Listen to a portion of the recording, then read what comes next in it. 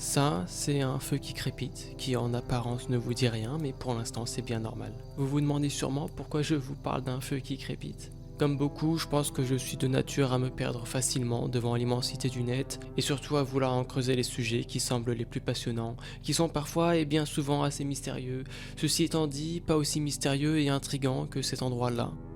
Vous êtes prêts?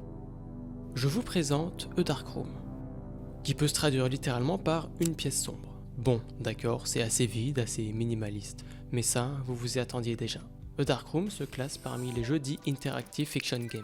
En d'autres termes, ce sont des jeux qui simulent un environnement au sein duquel le joueur est censé faire évoluer ce dernier, tout en contrôlant les différents personnages, le tout en utilisant diverses commandes de texte. Je pourrais rapidement vous présenter celui considéré comme le pionnier des jeux de fiction interactifs, que vous ne connaissez peut-être pas, j'ai nommé Zork. Un jeu qui voit le jour dans les années 80, permettant à ses joueurs de se plonger dans des mondes imaginaires à la seule force de leur imagination et de quelques mots. Ceci étant dit, on peut remonter encore un poil plus loin, en 1976 plus précisément, avec Colossal Cave Adventure, dans lequel le joueur est plongé dans un réseau de grottes qui abriterait de grandes quantités de richesses et de trésors d'après les rumeurs. Le but est alors de se déplacer entre les différents lieux et d'interagir avec les divers objets mis à disposition. Pourtant, à l'heure actuelle, c'est un type d'expérience qui semble avoir presque disparu. Puis j'ai découvert A Dark Room, et vous ne vous en doutez peut-être pas, au vu du peu d'éléments dont on dispose sur cette page blanche quasiment vierge, mais A Dark Room, à travers son feu de camp crépitant, raconte bien plus de choses qu'il n'y paraît. Je vous propose donc de vous embarquer avec moi au cœur de cette aventure, et puis de votre côté, vous faites ce que vous voulez. Bon, on y va ? Alors voilà, A Dark Room, c'est ça. Deux phrases, la pièce se refroidit, le feu est mort. Mais on a quand même le droit à une action, allumer le feu. Bon, alors on allume le feu. Ça y est, on a réalisé notre première étape. Notre feu est désormais allumé, et la lumière qui en émane se déverse doucement au travers de la fenêtre, dissipant légèrement l'obscurité qui règne là dehors. Dès lors, la pièce sombre à l'origine se transforme en un petit cocon éclairé par les braises. Notre page blanche commence d'ores et déjà à se remplir petit à petit. On a désormais accès à un deuxième onglet, une forêt silencieuse, ainsi qu'une unité de bois, qui va nous permettre de gérer notre stock en temps réel. Je peux décider tous les X temps d'alimenter le feu qui a évidemment pour effet de réduire mon stock de bois d'une unité. Peu de temps après, on débloque un trap, un piège dont on n'a pas encore l'utilité. Je me décide à en fabriquer un parce que ça sera probablement utile par la suite. Quoi qu'il en soit, on se retrouve avec du bois en quantité limitée et on sera assez rapidement à sec si je décide de continuer à alimenter mon feu. Je vous propose donc qu'on aille faire un tour dans la forêt. Ok. Première bonne nouvelle, on va pouvoir aller ramasser du bois, histoire de pas mourir de froid. Deuxième bonne nouvelle, on découvre l'utilité de notre trappe construit quelques instants auparavant. En vérifiant l'état de ce dernier, voilà ce qu'on constate, plus 1 de fourrure donc, et on n'en sait pas plus. Quand on revient à la maison, on constate qu'on peut fabriquer une charrette, pour la modique somme de 30 unités de bois, et dans le seul but d'acquérir encore et toujours plus de bois. La seule ressource dont on dispose actuellement, et qui vraisemblablement va être primordiale pour la suite de l'aventure. Bon, il faut farmer du bois. Alors on va farmer du bois.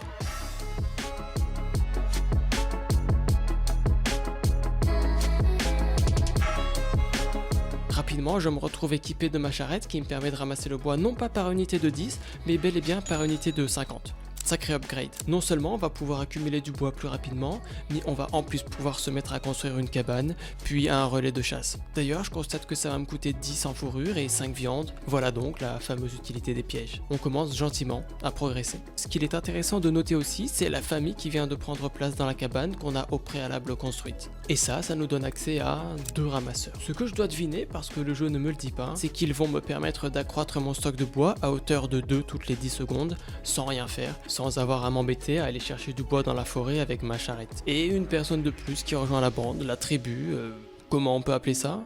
En fait, c'est pas vraiment important. Ce qui est plus important, c'est qu'un travailleur s'est joint à nous et qu'il va nous permettre d'accumuler plus de ressources, plus rapidement encore. Vous allez me dire que c'est un être humain après tout, et oui, mais non. En l'occurrence, c'est un travailleur, et pas plus que ça. Vous allez bientôt comprendre pourquoi. Ok, après plusieurs minutes supplémentaires à accumuler différentes ressources, je peux enfin me permettre de construire mon relais de chasse. Mais à peine construit, le jeu me met immédiatement face à un nouvel objectif, celui de bâtir un comptoir pour, entre autres, faciliter le commerce. Alors ok, je farme et je construis, le tout évidemment sans oublier de régulièrement aller m'approvisionner en bois et en fourrure. Et c'est là que je me rends compte que je suis pas obligé d'assigner tout le monde à la tâche de base, à savoir ramasser du bois. Je peux désormais convertir une partie de cet effectif en tant que trappeur et chasseur, en vue de développer mes ressources en fourrure et en viande, tout aussi bien que je l'ai fait avec le bois. Naturellement, je construis plus de pièges pour accélérer l'engrenage. D'ailleurs, après avoir construit une cabane supplémentaire, je suis considéré par le jeu comme un petit village dont la population commence doucement à croître. Je commence à drôlement bien me développer, chacun est assigné à une tâche particulière qu'il semble exécuter assidûment, jusqu'à ce que le jeu me fasse comprendre que le monde dans lequel on évolue n'est peut-être pas aussi clément qu'il n'y paraît. Un groupe de bêtes s'attaque à mon village qui venait à peine de naître et décime quasiment tout le monde. C'est pas grave, de nouveaux travailleurs vont arriver, des hommes pardon. Voilà, en un rien de temps, j'ai déjà recouvré mes pertes. J'en profite par la même occasion pour construire mon comptoir, 400 de bois tout de même. À cette occasion donc, on débloque grossièrement la possibilité de faire du commerce, notamment d'acheter des choses diverses et variées, parmi lesquelles des dents et une boussole. On continue notre épopée. Le jeu me dit implicitement que je vais devoir construire une tannerie et un fumoir si je veux avoir l'opportunité de continuer à progresser. Alors je construis encore et encore sans trop me poser de questions. Cette boussole me fait de l'œil, mais je décide de continuer à agrandir mon village, qui passe alors du statut de petit à modeste. Et pendant que mes ressources montent petit à petit de manière automatisée depuis maintenant quelques temps, la curiosité l'emporte et je craque pour cette petite boussole. Et ça, c'est à mes yeux et de loin l'étape la plus importante à laquelle on aura affaire dans ce jeu. On débloque à cette occasion un troisième onglet intitulé Un chemin poussiéreux. À partir d'ici, on peut s'équiper et partir à l'aventure. Enfin, mais il va falloir patienter encore un peu avant de savoir où on va se rendre. Je viens enfin à bout du fumoir et de l'atelier et vu comme on est parti, on n'est pas prêt de nous arrêter. On a accès à divers crafts parmi lesquels des torches, une gourde, un sac et une armure en cuir. Tout pour préparer une expédition, en somme. Pendant ce temps-là, notre village continue à prendre de l'ampleur et notre population continue de croître. Je vous passe les détails les plus anodins pendant que je me contente d'attendre que les ressources s'accumulent pour fabriquer le matériel nécessaire et enfin partir en expédition. Pour être très honnête et transparent avec vous, cette première heure de jeu ne m'a pas marqué, bien loin de là, au point même où je me demandais si ça valait vraiment la peine de continuer. Mais ça, c'était avant que je ne réalise ma première épopée. On boucle le tout, un peu d'eau, une lance, quelques torches et de la nourriture. Bon, vous êtes prêts? Alors on y va. Voilà. Ça, c'est à première vue le vaste monde dans lequel on se situe. Évidemment, la seule zone autour du village nous est dévoilée, le reste n'est qu'une bouillie de pixels blancs, n'attendant qu'une chose, qu'on la découvre et qu'on l'explore. Ah, et au fait, ça, c'est nous. Wanderer, littéralement vagabond. Oui, le jeu nous catégorise bel et bien comme un vagabond, et j'imagine qu'on ne peut pas lui retirer ça parce que vous vous souvenez la manière dont on l'a commencé, seul et dans une pièce sombre.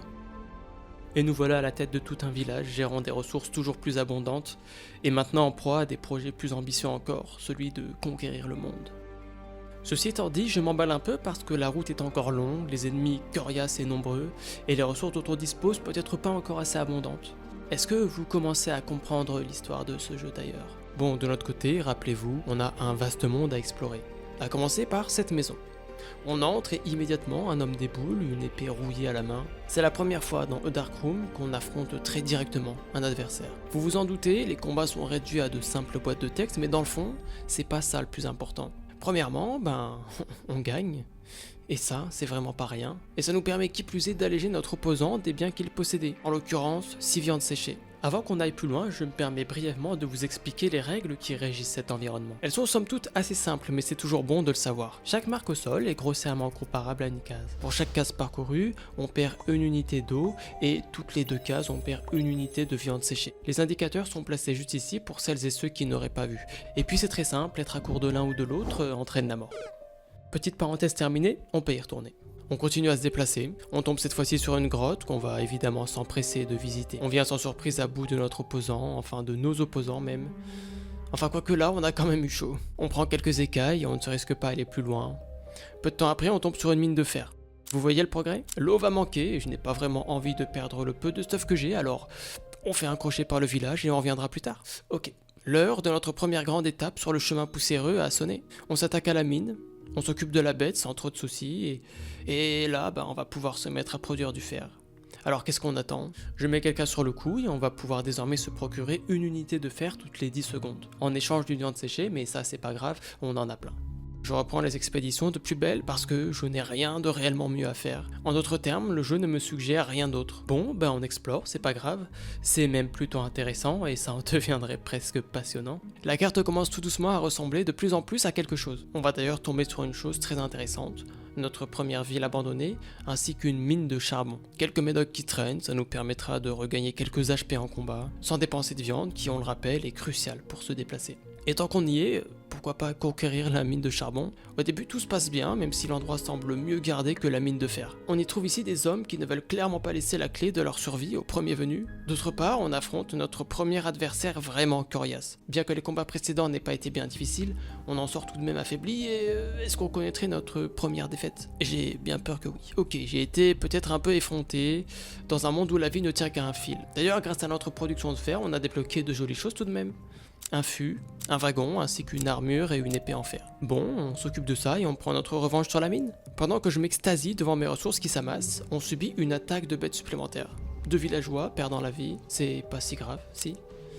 Moins de 2 minutes plus tard, 2 nouvelles personnes débarquent, comme si rien ne s'était passé. Bon, nous y revoilà.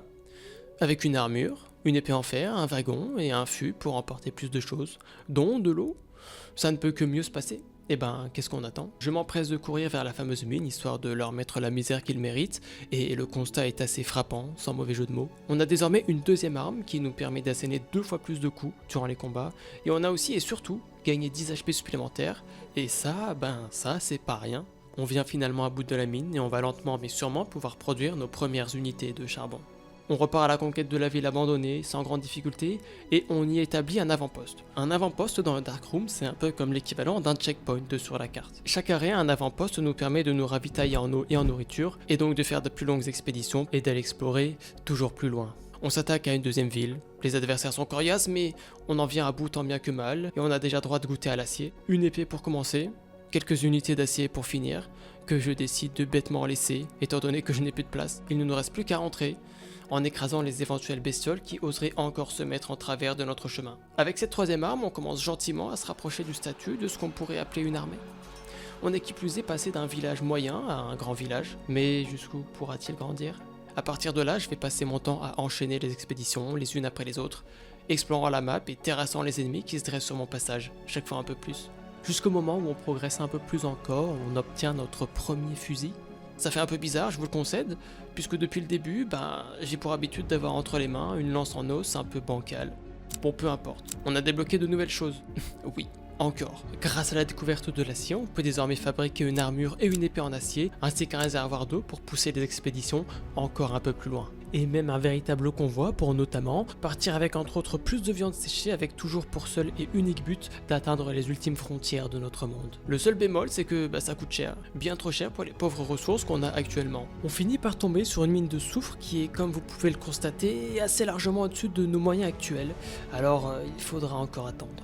Je m'enfonce dans la crise encore un peu plus, mais n'abandonne pas. Puis je fais une étrange découverte, un trou de forage. Pas d'ennemis à l'horizon, mais une découverte pour le moins étrange, un alliage alien bizarre. Je prends quand même, ça doit bien avoir son utilité. Juste après ça, je meurs de la pire des manières en sous-estimant clairement mon adversaire. Plusieurs dizaines de minutes plus tard, je reviens à la charge, bien décidé à prendre ma revanche. Au bout d'une lutte acharnée, mes efforts finissent par payer, et puis tout s'enchaîne très vite. On débloque une aciérie que je m'empresse de construire. Mieux armé que jamais grâce au convoi dont j'ai également pu faire l'acquisition, je me décide à aller explorer une partie excentrée de la map dont j'ai pu acheter les informations à un cartographe pour une bouchée de pain. On y voit notamment un petit B, le fameux trou de forage vous savez qui contenait les alliages extraterrestres. On en récupère un à nouveau mais on n'a toujours pas le moindre indice quant à l'utilité qu'on pourra en tirer. Je me balade sur la map tout en annihilant avec une facilité déconcertante le moindre opposant qui tente de se dresser face à moi. J'accumule de plus en plus de ces petits artefacts qui viendraient apparemment d'une autre planète, toujours sans savoir à quoi ça va me servir. Jusqu'au moment où on se retrouve face à ça, un W, pas un P, pas un A, pas un Y, mais bel et bien un W, un vaisseau spatial écrasé. Le jeu nous le décrit comme des courbes familières qui dépassent du sol, enfouies sous une couche de rouille et de poussière. Les pensées de notre joueur nous parviennent, heureusement que les natifs ne peuvent pas en faire fonctionner les mécanismes. Plus bizarre encore. Et on nous laisse avec ça. Avec quelques efforts, le vaisseau pourrait redécoller. En rentrant au village, on découvre le 4e et ultime onglet, un vieux vaisseau spatial, au sein duquel 3 options nous sont proposées. Renforcer la coque, améliorer le moteur et enfin décoller. La bonne nouvelle, c'est qu'on apprend enfin à quoi vont nous servir ces fameux artefacts. Je peux soit décider d'améliorer mon moteur ou bien de renforcer ma coque. Ok. Ceci étant dit, ce n'est qu'un moyen pour parvenir à la fin que l'on essaye réellement d'atteindre, à savoir décoller d'ici. Et c'est ce qui pourrait s'apparenter à mes yeux à une mauvaise nouvelle. Mais pour aller où? Je crois qu'il ne nous reste plus grand chose à faire. Alors, si vous êtes prêts, on y va. Notre petit vaisseau se retrouve à voguer dans les flux interstellaires, à essayer de s'arracher à l'orbite terrestre, tout en évitant les différentes ceintures d'astéroïdes qui se dressent sur sa route. Plus on avance et plus on s'enfonce dans un gris, qui se transforme rapidement en un noir abyssal, semblant nous engloutir dans l'immensité de l'espace. Les astéroïdes sont de plus en plus nombreux et de plus en plus compacts, égratignant un peu plus encore notre coque qui n'était déjà pas très solide, et puis, plus rien, plus d'astéroïdes, juste notre vaisseau, avançant paisiblement dans la nuit noire. Ironiquement, tout commence et semble se terminer dans les mêmes conditions. Le vaisseau prend alors son envol, pour cette fameuse destination inconnue dont on a déjà parlé quelques instants auparavant. Ensuite, voilà ce qu'on nous propose. Recommencer pourquoi? Ne serait-ce pas d'une absurdité totalement inouïe? Ou peut-être pas. Bon, est-ce que c'est déjà un peu plus clair dans votre esprit ou pas? Si ce n'est pas le cas, laissez-moi vous expliquer. A Dark Room, c'est bien plus qu'un vagabond qui tente simplement de survivre dans un monde apocalyptique. Ce que le jeu nous dit d'ailleurs au moment où l'on tombe sur le fameux vaisseau qui nous permet de repartir, c'est qu'on vient en réalité d'ailleurs, ou qu'on est une sorte d'humain surdéveloppé ou à l'intelligence supérieure. En fait, je vais vous dire une bonne chose, quoi ou qui que l'on soit, ça n'a pas réellement d'importance. On vient de résumer rapidement ce que le jeu nous dit, mais s'il y a bien quelque chose de plus important encore, c'est ce qu'il ne nous dit pas. Pour ça, il faut revenir au tout début du jeu où, rappelez-vous, on incarne une sorte de vagabond, semblant errer sans réel but. En vérité, l'identité du personnage que l'on incarne est volontairement floue. Mais le jeu dissémine tout de même quelques indices au fur et à mesure que l'on avance pour parvenir à une réalité troublante. On commence à accumuler des ressources attirant d'autres personnes qui, en échange de protection, nous apportent leur force de travail. Et puis très rapidement et de manière presque automatique, on est défini comme étant le chef de cette petite communauté que l'on vient de créer et qui ne semble être vouée qu'à croître. On passe très vite d'une pièce qui n'est jamais éclairée à la base à un village qui ne cesse de s'agrandir de jour en jour et à des explorations toujours plus meurtrières, plus voraces en ressources et dont l'unique but est de se développer encore et toujours, quel qu'en soit le coup, jusqu'au moment où on parvient à un tel avancement que ça en semble évident. Pourquoi ne pas réparer ce vaisseau puisque nous sommes les seuls à en comprendre les mécanismes complexes? Pourquoi ne pas lâchement abandonner toutes les personnes qui ont fait de nous ce que l'on est devenu aujourd'hui? Pourquoi ne pas simplement partir sans se retourner? Et pourquoi pas ne jamais revenir?